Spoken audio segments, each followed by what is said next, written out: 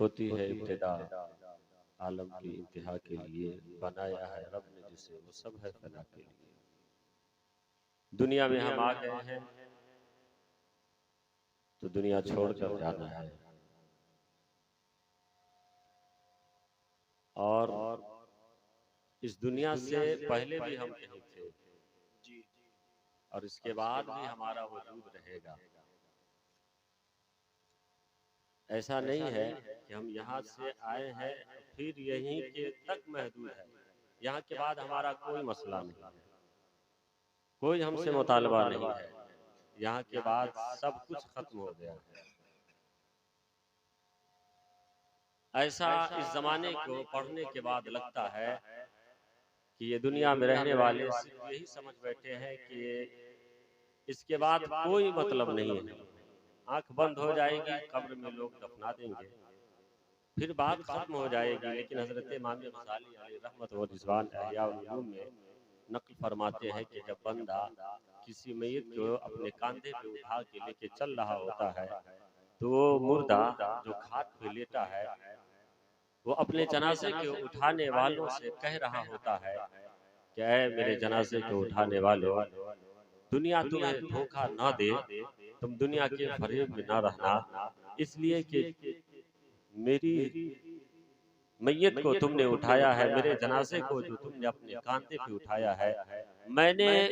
تمہاری طرح بہت سارے لوگوں کو اپنے کاندھے پہ اٹھا کر قبرستان کے حوالے کیا ہے، لیکن میں نصیحت نہ حاصل کر سکا۔ اے میرے جنازے کو اٹھانے والوں، تم میرے بعد دنیا کے چکر میں نہ رہنا، دنیا کے فریب میں نہ رہنا، دنیا کے دھوکے میں نہ رہنا، اس لیے کہ جس طرح دنیا نے مجھے دھوکہ دیا ہے، لا یغرکم الدنیا، دنیا تمہیں ہرگز دھوکہ نہ دے، کما غرتنی، جیسا کہ دنیا نے مجھے دھوکہ دیا، اس لیے کہ دنیا میں تھا میں، اب دنیا سے میں کیا لے کر کے جا رہا ہوں، تمہاری آنکھیں دیکھ رہی ہے، تم دیکھ رہے ہو، میرے ساتھ کچھ بھی نہیں جا رہا ہے، جو میں نے دنیا میں کیا ہے، میرا عمل میرے ساتھ ہے، جس کو نہ تم دیکھ رہے ہو میں ہی دیکھ رہا ہوں، میری ہی نظروں کے سامنے میں میرا عمل ہے، اس لیے اب ان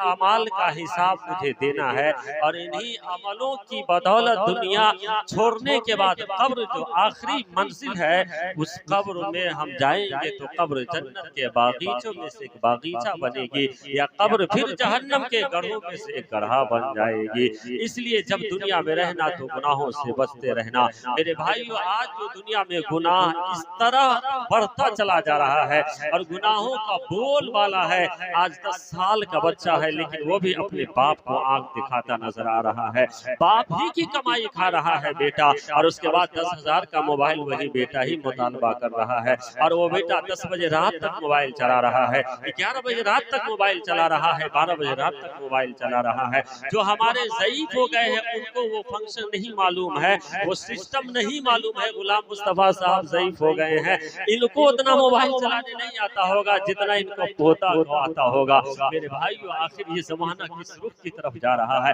کس طرف بڑھ رہا ہے؟ آپ صبح میں اٹھے ہیں تو ہماری مسجد میں 1-2 نمازی ہے، اگر ظہر کی نماز پڑھنے جائے تو ہماری مسجد میں 2-3 نمازی ہے، 4 نمازی ہے، 5 نمازی ہے، نماز عصر میں بھی وہی حال ہے، نماز مغرب میں بھی وہی حال ہے، نماز عشاء میں بھی واقع وہی حال ہے۔ ہم نمازوں سے اتنے دور ہو گئے ہیں، قرآن کی تلاوتوں سے اتنے دور ہو گئے ہیں، صوم و صلات سے اتنے دور ہو گئے ہیں، ہمارا رشتہ ہو گیا ہے تو جھوٹ بولنے سے ہمارا رشتہ ہو گیا ہے، ہمارا ساتھی بنا ہے تو جھوٹ بولنے والے لوگ ہمارے ساتھی ہو گئے ہیں، ہمارا رشتہ ہو گیا ہے تو چغل خوروں سے رشتہ ہو گیا ہے، بدگمانی کرنے والوں سے رشتہ ہو گیا ہے، تاڑی پینے والوں سے رشتہ ہو گیا ہے، اور پھر شراب کے جام کو نوش کرنے والوں سے ہمارا رشتہ بڑھتا جا رہا ہے۔ میرے بھائیو، صبح کی سفیدی نمودار ہوتی ہے، رب کے رحمت کے فرشتے ہمارے دروازے پہ دستک دیتے ہیں، لیکن ہم سو کر کے 7 بجے اٹھتے ہیں، اور اٹھنے کے بعد کس کی زمین کو ہڑپ لینا ہے، کس کے مال کو غصب کر لینا ہے، کس کی زمین کے اوپر ہماری نگاہ جا رہی ہے، کس کے خلاف ہم یوجنا بنا رہے ہیں۔ میرے بھائیو، آخر آخرت میں ہمیں نہیں جانا ہے کیا؟ اس دنیا ہی میں ہمارا معاملہ رہ جائے گا؟ نہیں میرے بھائیو، جس طرح ہم دنیا میں زندگی گزار رہے ہیں، اس سے پہلے بھی ایک ہماری زندگی تھی، اس سے پہلے بھی ہماری حیات تھی۔ اگر حیات نہ ہوتی تو پھر جو قرآن کہتا ہے الستو بربکم، سب لوگ وہاں تھے، یہاں تو ہم ہیں، ہم سے پہلے والے لوگ دنیا چھوڑ کر کے چلے گئے ہیں، ہماری نسلیں ہمارے بعد آئے گی، لیکن وہاں تو ہماری ماں بھی وہی موجود تھی، ہمارے والد بھی وہی موجود تھے، ہمارے خاندان کے لوگ بھی وہی موجود تھے، سب وہی موجود تھے۔ سب لوگوں کے سامنے اللہ رب العزت نے ہم سب سے وعدہ لیا تھا الستو بربکم، کیا میں تمہارا رب نہیں ہوں؟ ہم سب نے کہا تھا قالوا بلا شہدنا، کیوں نہیں پروردگار، ہم سب نے تیرے رب مان لیا ہے۔ میرے بھائیو وہاں تو ہم نے رب مان لیا تھا، وہاں تو ہم نے اپنے رب کو رب مانا تھا، لیکن دنیا میں آنے کے بعد کیا ہو گیا ہے؟ دنیا میں رب کے قانون کو ہم نہیں مان رہے ہیں، دنیا میں رب کی شریعت کو ہم نہیں مان رہے ہیں، دنیا میں ہم قرآن کے قانون کو نہیں مان رہے ہیں۔ خوب یاد رکھیے جس طرح وہاں تھے، اس کے بعد پھر ہم اپنے باپ کے پشت میں آئے، باپ کے پشت سے ہماری زندگی گزرتی رہی، پھر جب رب نے چاہا تو ہم ماں کے پیٹ میں آ گئے، اور ماں کے پیٹ میں آنے کے بعد ہم نے دیکھا یہ دنیا ہے، ہمارے کھانے کا انتظام بھی وہی ہوا، ہمارے پینے کا انتظام بھی وہی ہوا، وہی ہماری زندگی تھی۔ جیسے ہی دنیا میں ہمارا آنا ہوا، دنیا میں آنے کے بعد ہم چیخو پکار کرنا شروع کر دیے۔ حکماں بیان فرماتے ہیں اور لکھا جاتا ہے کتابوں میں، وہ آنے والا بچہ اس لیے رو رہا ہوتا ہے کہ بارگاہ رب العزت میں وریثہ پیش کر رہا ہوتا ہے، اے میرے معبود دنیا میں مجھے تو نے کیوں بھیج دیا؟ اے مولا میں تو اپنی ماں ہی کے پیٹ میں ٹھیک تھا، وہ دنیا تو میرے لیے اچھی تھی، وہاں تو میں ماں کے پیٹ میں انگڑائیاں بھی لے رہا تھا، میرے ماں کے پیٹ میں میرے لیے کھانے کا انتظام بھی ہو رہا تھا، پینے کا بھی انتظام ہو رہا تھا، لیکن جیسی اس کی آنکھیں کھلتی ہے اور پھر اس حسین و وسیع دنیا کا نظارہ کرتا ہے، پھر مسکرانے لگ جاتا ہے۔ اب وہ بندہ اسی دنیا میں مست ہو جاتا ہے، دنیا کی خوبصورتی میں مست ہو جاتا ہے، دنیا کی محبت میں غرق آلود ہو جاتا ہے، اسے احساس تک نہیں ہوتا آخرت میں بھی ہمیں جانا ہے، اس دنیا کے بعد بھی ایک دوسری دنیا ہے جو آخرت میں ہمیں جانا ہے، اور اس دنیا میں جانے کے بعد قرآن کہتا ہے الذی خلق الموت والحیات لیبلوکم ایکم احسن عملا، ہم نے تمہیں زندگی بھی دیا ہے اور اس کے بعد تمہیں موت بھی دیں گے۔ یہ مت سمجھیے کہ موت کے بعد انسان مر جاتا ہے، ساری چیزیں ختم ہو جاتی ہے، نہیں، قرآن کہتا ہے کل نفس ذائقۃ الموت، ہر زندہ کو موت کا مزہ چکھنا ہے۔ چکھنے کا مطلب یہی تو ہوتا ہے، اگر کسی چیز کا ٹیسٹ لینا ہے زبان پہ رکھی جاتی ہے وہ چیز، اور زبان پہ رکھی جانے کے بعد اس کا ذائقہ اسی وقت ختم ہو جاتا ہے، اس ذائقے کے چکھنے کی وجہ سے ہماری زبان ختم نہیں ہوتی ہے۔ میرے بھائیو اسی طرح موت ایک ذائقہ ہے، موت کا ذائقہ ہمیں چکھنا ہے، ہمارا وجود ختم نہیں ہو گیا ہے، اس کے بعد بھی ہمارے لیے حساب و کتاب کا مرحلہ ہے، قبر کا مرحلہ ہے، آخرت کا مرحلہ ہے۔ جب آخرت میں جائیں گے تو دنیا میں جو جھوٹ بولا تھا اس کا بدلہ دینا ہوگا، جو نماز ہم نے نہیں پڑھی ہے اس کا بدلہ دینا ہوگا، بھائی کی غیبت ہم نے کی ہے اس کا بدلہ ہمیں دینا ہوگا،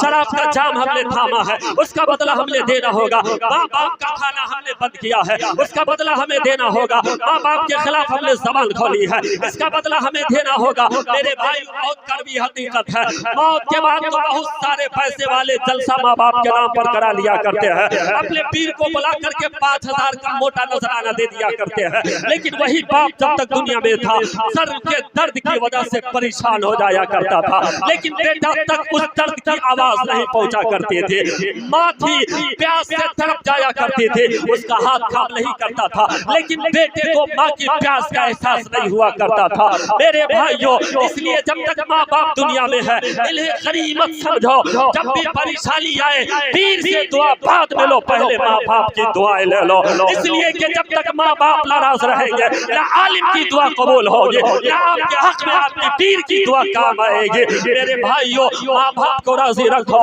جب تک ماں باپ دنیا میں رہے انہیں غنیمت سمجھو، ان سے دعائیں لیتے رہو، ان کی دعا لگ جائے گی، ان کی دعا قبول ہوگی، پیر کی بھی دعا ساتھ میں ہے، امام کی دعا بھی ساتھ میں ہے، حافظ کی دعا بھی ساتھ میں ہے، مفتی کی دعا بھی ساتھ میں ہے، اس لیے ماں باپ کو غنیمت سمجھو۔ ماں باپ کا کھانا بند کرنے کا حساب ہوگا، قرآن نہ پڑھنے کا حساب ہوگا، جھوٹ بولنے کا حساب ہوگا۔ میرے بھائیوں آخر زندگی ہم کس راہ پہ گزار رہے ہیں، کس کی اتباع میں گزار رہے ہیں، کس کی تقلید میں گزار رہے ہیں، کس کی پیروی میں گزار رہے ہیں۔ زندگی تو اس لیے دی گئی تھی تاکہ نبی سے پیار کیا جائے، نبی سے محبت کیا جائے، نبی کی اتباع کی جائے، نبی کی تقلید کی جائے. قسم خدا کی لوگوں ارے ہمارا ماننا تو یہ ہے اگر زندگی ملی ہے نبی کے صدقے میں ملی ہے, نبی کی محبت کے لیے ملی ہے, نبی کے پیار کے لیے ملی ہے. حضرت بیت وارثی کا شعر زبانتا ہے, نظریہ پیش کرتا ہے ارے زندگی کسی اور کے لیے نہیں, عدم سلائی ہے ہستی میں آرزوئے رسول کہاں کہاں لیے پھرتی ہے. ارے جستجوئے رسول عجب تماشا ہو میدان حشر میں بے دم, ارے سب ہو پیش خدا اور میں روح. نعرہ تکبیر, نعرہ رسالت, عظمت والدین, پیغام اسلام, مذہب اسلام, پیغمبر اسلام, فیضان مخدوم سمنا کانفرنس حضرت مولانا افضل حسین مصباحی. ہائے ہائے ہائے, ارے زندہ باد, اس لیے زندگی ہم گزارے تو ہمارا رشتہ مسجد سے ہونا چاہیے, ہماری قربت والدین سے ہونی چاہیے, سارے لوگوں سے, پیران اعظام, اولیاء اعظام نیک لوگ ہیں, اچھے لوگ ہیں, ان لوگوں سے رابطہ رکھیے کہ قرآن کہتا ہے ان لوگوں کی دوستی دنیا میں بھی کام آتی ہے, ان لوگوں کی دوستی آخرت میں بھی کام آئے گی. ان لوگوں سے بھی رابطہ رکھنا ہے اور اپنے سماج کے لیے بھی بہتر سوچنا ہے, اچھی سوچ رکھنا ہے. حضرات ایک بہت بڑی کڑوی سچائی یہ ہے کہ ہمارا سماج بہت جاہل سماج ہے, بہت کم پڑھے لکھے لوگ اس میں نظر آتے ہیں. اس لیے تقریر کا وقت ختم ہو گیا ہے, بس گزارش یہی ہے کہ زندگی اچھی گزارے اور پھر بلڈنگ بعد میں بنائے, زمین بعد میں خریدے, پہلے اپنے بچوں کو زیور علم سے آراستہ کرے. قسم خدا کی لوگوں جب ہمارے بچوں کے سینے میں علم ہوگا, نالج ہوگا, تعلیم ہوگی تو پھر دنیا میں بھی ہمارے بچے ہمارے لیے فائدہ کا سامان ہوں گے, اور یہی ہماری اولادیں جب آخرت میں جائے گی تو پھر ہمارے لیے بہتری کا ذریعہ بنے گی. بارگاہ رب العزت میں دعا ہے مولا ہم کو, آپ کو, سب کو اپنے محبوب کی سیرت طیبہ پر عمل کی توفیق عطا فرما دے. پورا مجمع بلند آواز سے پڑھ لے استغفر اللہ ربی من کل ذنب و اتوب الیہ, لا حول ولا قوت الا باللہ العلی العظیم, لا الہ الا اللہ محمد رسول اللہ, وآخر دعوانا ان الحمد للہ رب العالمین. السلام علیکم ورحمۃ اللہ.